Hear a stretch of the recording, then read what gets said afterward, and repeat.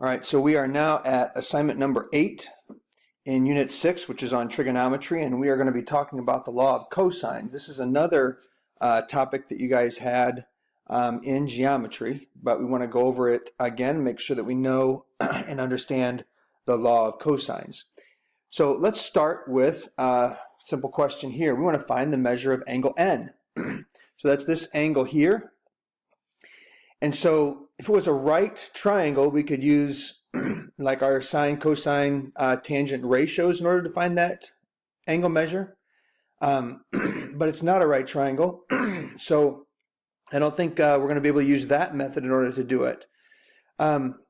If this was, if we had another angle, like maybe angle L or angle M, we could use the law of sines, because we could say like the measure of the sine of M over 8 degrees would equal the sine of N over 12 degrees. But that leaves us with two unknowns because we don't know M or N, those angles. And so the correct answer to this question right now is, this is impossible. We can't find the measure of angle N. But that's going to change here in a little bit once we can use the law of cosines. So let's go ahead and investigate what the law of cosines is. So we're going to start with this diagram. We have a triangle ABC with sides little a, little b, and little c. And then we have the hypotenuse here, or the height here is y. If we call this side x, then this half of the b side is b minus whatever x happens to be. And so several things going on here, but let's just take a look at two special relationships in here. The first relationship is if we look at triangle BDC. Triangle BDC is this one over here. If we look at this triangle specifically, we can recognize this relationship. And that is that a squared equals x squared plus y squared. A squared is the hypotenuse, and so that equals the two legs, the square of the two legs added together. That's the Pythagorean theorem, which is x squared plus y squared. We're going to use that later on as we develop the law of cosines. Let's take a look at a different relationship. Looking at the same triangle, triangle BDC, if we take the cosine of angle C, the cosine of angle C is the adjacent side over the hypotenuse. Well, that means that the cosine of C is x over a. And so if we multiply both sides by a, if I multiply this side by a, these a's will cancel. If I multiply this side by a, then I will have x equals a times the cosine of angle C. We're going to use that also here in a little bit. So now we're going to take a look at the other small triangle, triangle ABD. ABD is this triangle here. And so if we look at that triangle, one of the relationships that we will recognize is that if we use the Pythagorean theorem, c squared, that's the hypotenuse, is equal to the square of one leg, which is b minus x squared, plus y squared. This starts to go too fast. You can pause the video so that you can take a look and see where these relationships are. So we have the b minus x squared plus y squared. So then what I'm going to do is I'm going to take the b minus x squared and I'm going to multiply that out. I could have the b minus x times b minus x, and if I did that over here, you would see that the b times the b gives me the b squared. Then I will have a negative bx and another negative bx, which is my negative 2bx. And then a negative x times a negative x is my positive x squared. And so this relationship is expanding a little bit, but what I'm going to do now is this. If you look at this relationship here, we have x squared plus y squared, and this x squared plus y squared. That equals a squared. So what I'm going to do is replace that x squared plus y squared with a squared. And so now we have c squared equals b squared minus 2bx plus a squared. But as you can see here, we have that x is equal to a times the cosine of c. So here we have this x here. I'm going to replace that with a times the cosine of c. You can see I did that right here. And so now we have c squared equals b squared, minus 2 times b times a times the cosine of c plus a squared. And if I rearrange that a little bit, I'm going to move the a squared up with the b squared. So I still have c squared equals the a squared plus the b squared, and then minus 2 times, I just switched the a and the b around, ab times the cosine of c. So the way that this works, and a good way to remember this, is that these are all side lengths. So if I start with side c, that's this side here, c squared will equal the other two sides, a squared plus b squared, and then I'm going to subtract 2 times a times b, the same two sides that are also on the same side of the equation, times the cosine of angle C, which is the side opposite what I started with. So if I use the same relationship, but I start with b squared, so if I start with b squared, let me use a different colored pen for this. If I start with b squared, that's going to be equal to a squared plus c squared minus 2 times a times c times the cosine of b. So I guess I should have started here, times the cosine of b.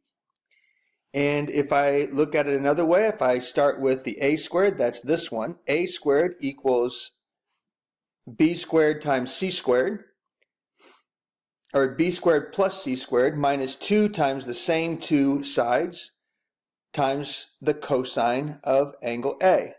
So there is a pattern here, and it's more important to recognize the pattern that we're talking about as opposed to the specific variables, because the specific variables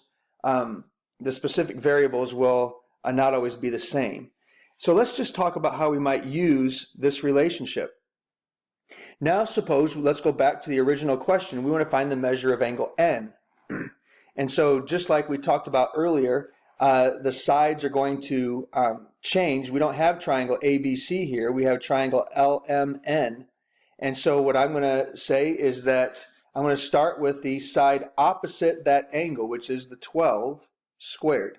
And 12 squared is going to equal my other two sides squared, which is 10 squared minus 8 squared minus 2 times 10 times 8 times the cosine of the measure of angle N, the cosine of N. And solving this equation will help me figure out what N is. So let's go ahead and start by writing down as much as we can here. 12 squared, we know that's 144. That equals 10 squared, which is 100, minus 8 squared, which is 64, minus 2 times 10 times 8. Well, 10 times 8 is 80, and 2 times 80 is 160, and that's times the cosine of angle N. So then I'm going to take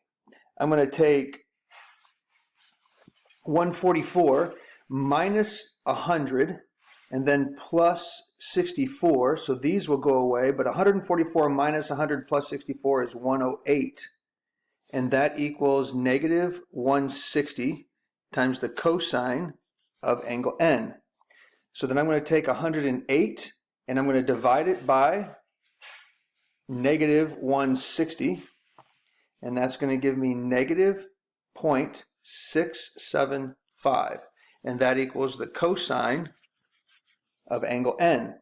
So then I want to figure out what N is. So I'm going to go the inverse cosine of negative 0.675. And that is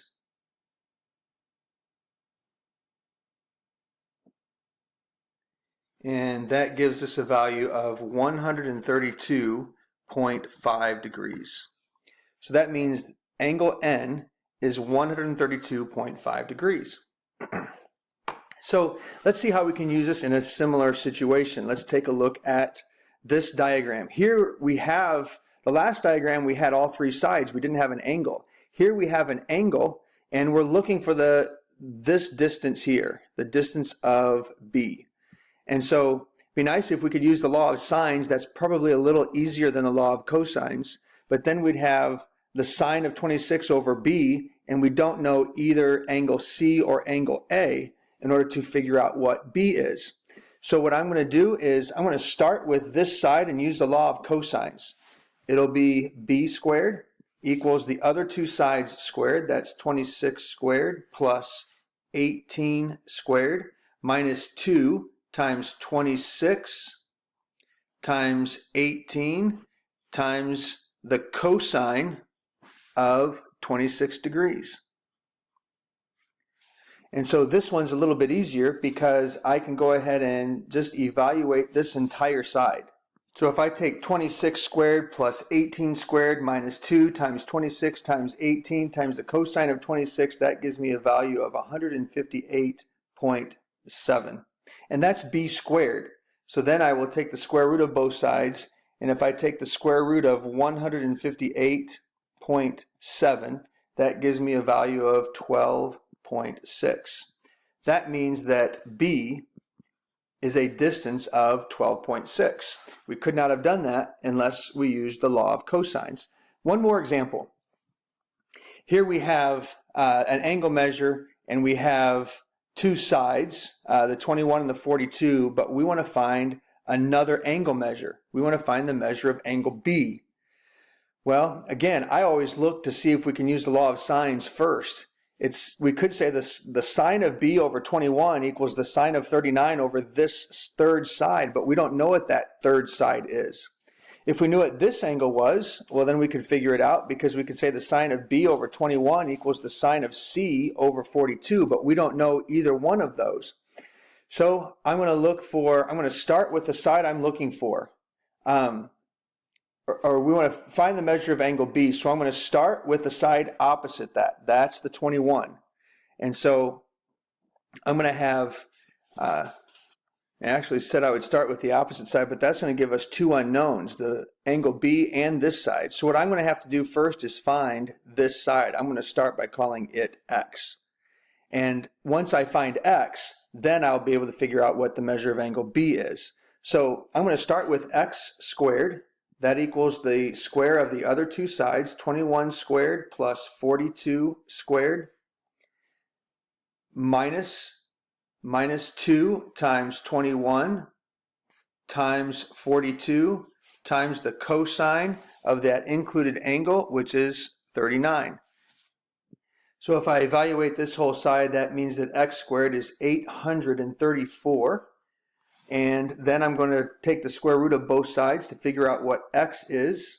And so if I take the square root of 834, actually 0.11, I will have an x value of 28.88. So that's what this side here is, 28.8.